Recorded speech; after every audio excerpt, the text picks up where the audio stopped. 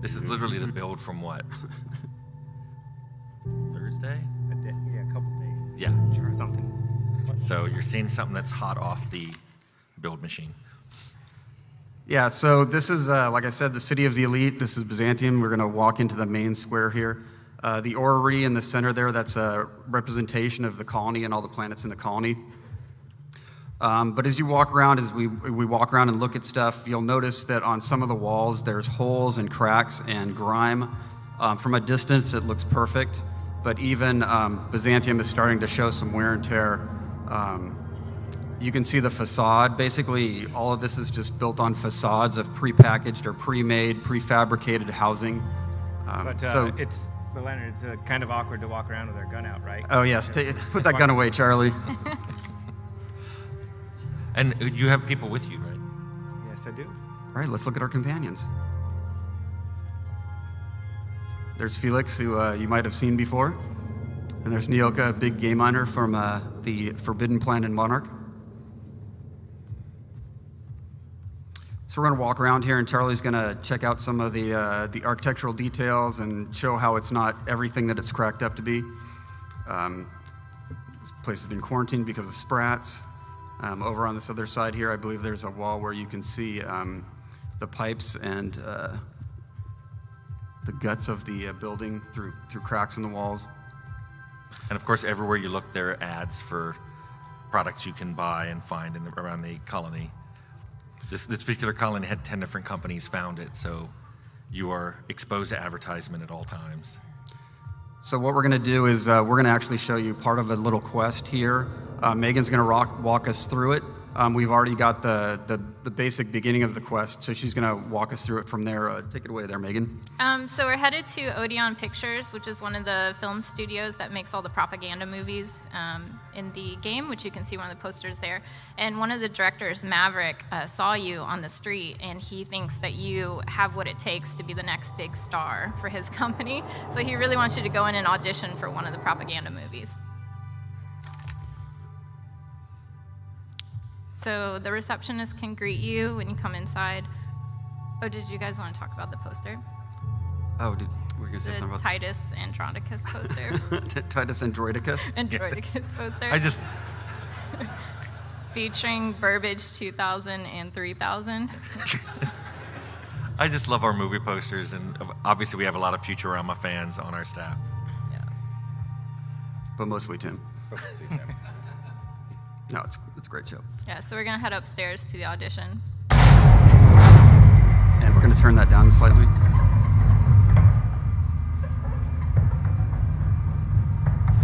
Normally they'd be chatting back and forth. We don't have our voice done yet.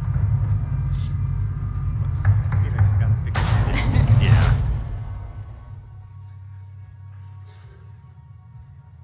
So we just use the intercom to let them know we're here. And they say, great, come on in. So they just want to let us know that they're going to be using live weapons in the audition for optimal product placement and to add a little bit of realism to it. So. And that sounds good to me. I can work with that. Yep.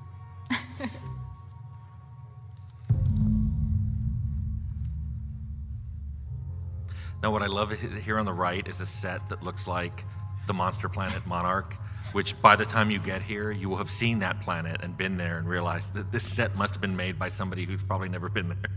It's very realistic looking. So we're going to head up to our mark. Oh, actually, if you head to the right first, I saw this earlier when I was playtesting it.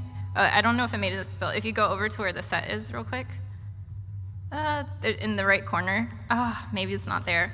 Oh yeah, we added, there's a dead Burbage 2000 from an earlier film. I just came across that randomly and was like, oh my gosh.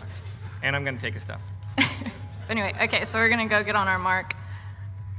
And these are real actors who think that you're also an actor and are following the script. And I'm going to act with my gun. Oh well. So you're playing the part of an evil captain. Well, actually, no, you're the good guy. You're stopping them from trying to steal all the supplies from the town.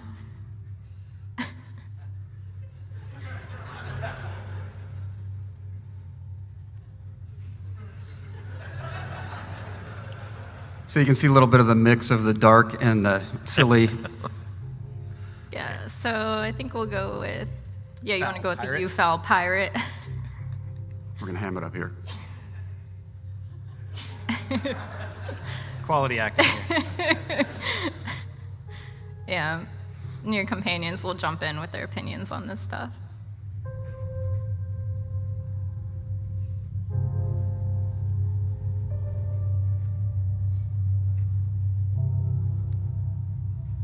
I think we should remain stoically silent. We're going to be the strong, silent type here. Yeah. Yes. Don't show off how smart you are. As you said, Charlie, we'll Like let our we have- gun do the talking. Speaking of guns, Product placement. Which you can find in the game. And Felix loves mayhem, so he's very impressed by that.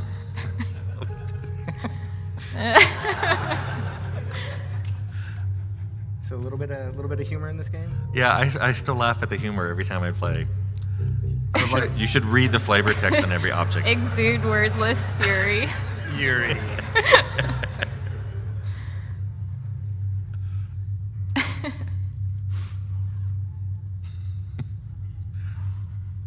Nyoka's not impressed. Yeah, she didn't grow up on this planet.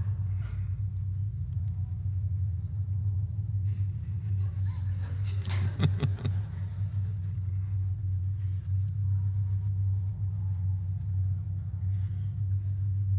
right, let's get to the good stuff. I think it's time, Charlie. All right.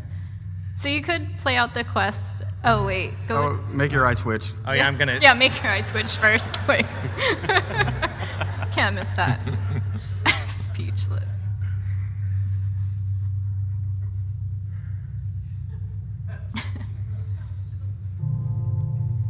Right. So wait.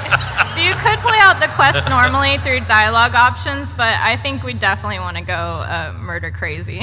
Yeah, I think it's more entertaining for this. Yeah. So here goes. It's more authentic.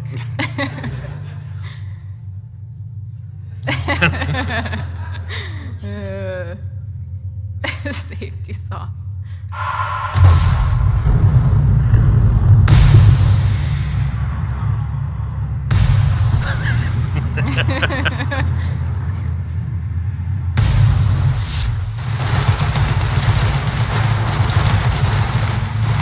These poor actors, they just thought they were coming in for a normal day's work. They got paid to do a job. And Maverick Johnson, the director, he loved the authenticity and your. Yeah, he's coming up to let you know how your performance was. I thought the performance was pretty good. Here's our director. Knowing Charlie, I don't think he's going to live long, though. Yeah, so it's nice because you're actually rewarded for playing how you want to play. Like, he thought it was great.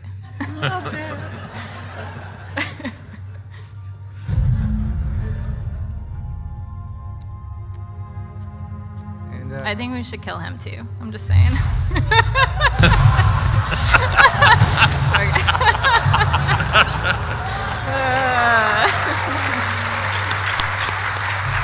Wait, hold on. Is that his head? Oh, his head just. Yeah. It vaporized. and we take all of his stuff because that's what we do. All right, so now we're going to have some fun outside and show these people what we really think of their elite town. Now, during the game, if you're on a regular playthrough, you're unlikely to be fighting in this town, although you can kill everybody and anybody if you want. But we just thought it would be fun to show you what it would like if combat actually took place in this beautiful city. But let's be sneaky about it. Let's put our gun away. Yeah. Yeah, so no one will suspect anything.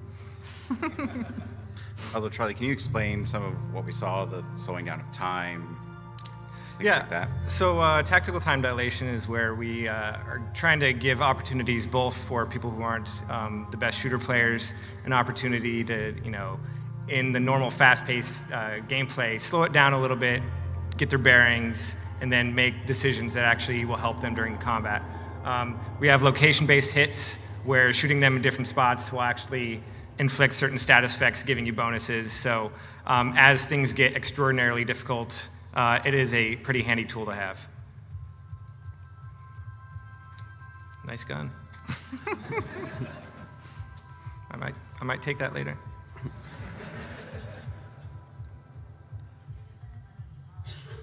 So eventually you need to get into that building, I believe.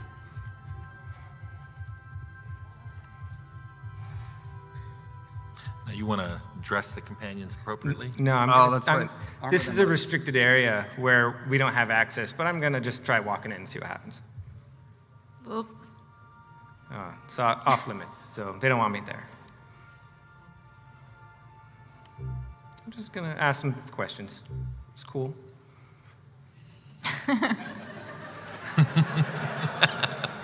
Funny thing, I have one of those. But we're not going to give it to him. You could give it to him and bribe your way in that way, but we prefer a more direct approach. We should flatter him a little bit. Should be promoted. So there is this interrogation system we have in the game using disguises when we do have them equipped, where if you have high enough different dialogue skills, you can talk your way through these through restricted areas.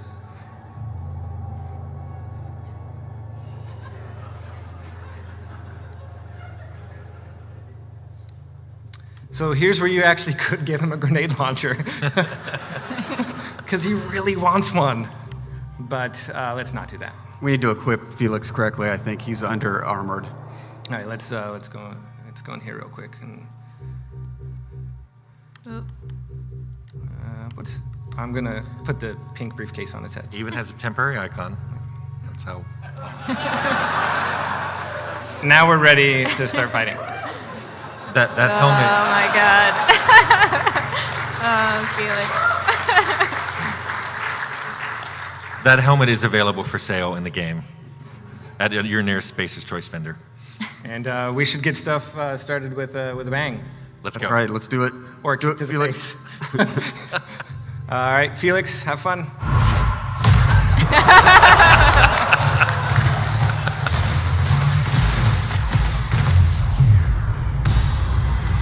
So, Tim, I'm shooting these crazy purple bullets. What are those? Yes, this is a plasma rifle that's been modified to shoot something called N-rays, which, when they hit living people, they make them glow and do N-ray damage to themselves and people around them. It's an awesome damage type. Oh, he's already dead. I believe Felix and Noka have been... Oh, this is Nyoko.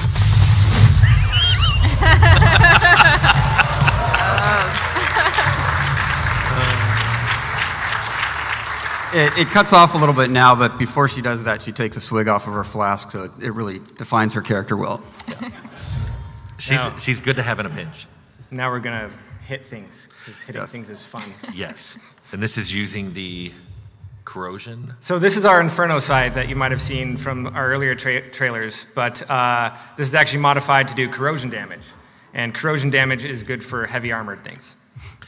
These mods are also available for purchase at nearby weapons vendors. At fine retailers everywhere. But, yeah, I'm gonna... Don't mind me. Oh, and civilians, yeah, it's okay. Aww. Poor top hat person. We could.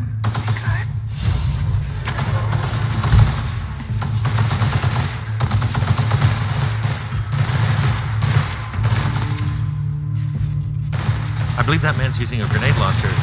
Yes. Available from Hammersmith. Oh, no, that's... Take out the ad drone, too? That's so mean. Charlie, what's that you have in your hand there? Well, this is another one of our science weapons. So we've made some science weapons, and if you don't know what those are, they are some weapons in this universe that aren't quite normal, and they all have strange and weird effects. We've talked about the shrink ray before, but this one is called the mandibular rearranger. So if you're guessing what that does, it rearranges mandibulars. This was a bug in the game. It started as a bug, and we liked it so much we decided to make a science weapon based around it. So this nice lady here, we're gonna rearrange.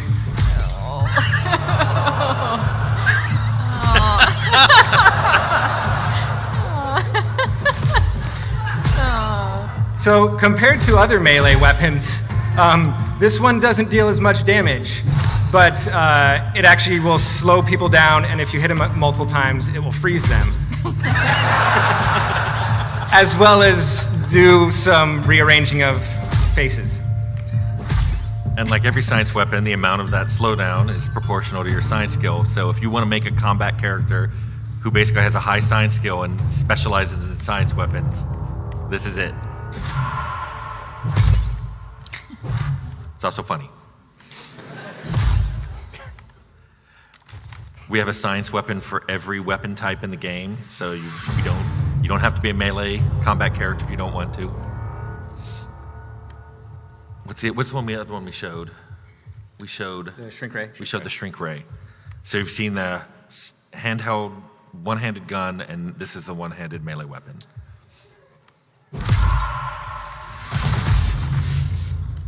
Thanks for your stuff. And let's head into the bar here. Oh, don't mind me. It's cool. It's cool. I love the chef bots. They're so cute. Hey! That looks safe.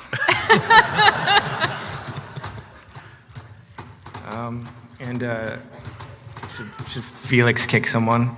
Yes. All right.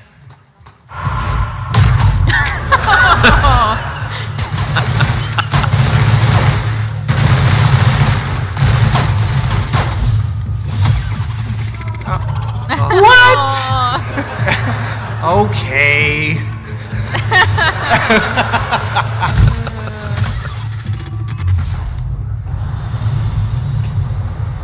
And I'll take your stuff in slow motion. Oh, and they corrode.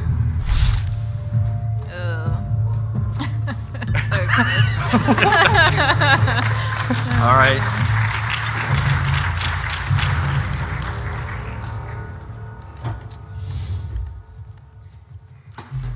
And yeah, I can just go around and keep doing stuff. We'll kick one more person, and then actually, Yeah. let's have Naoka do something. Okay. And then we'll open it up. All right, we'll start on eeny, meeny, miny.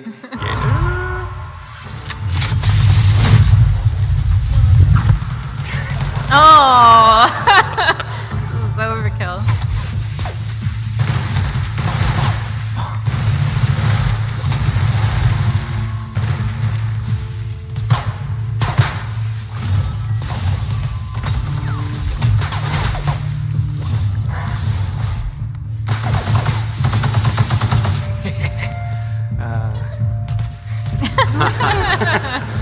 Oh, I'm actually taking damage. Oh, you were dying there. I know. Oh yeah, that's say Aw. it's okay.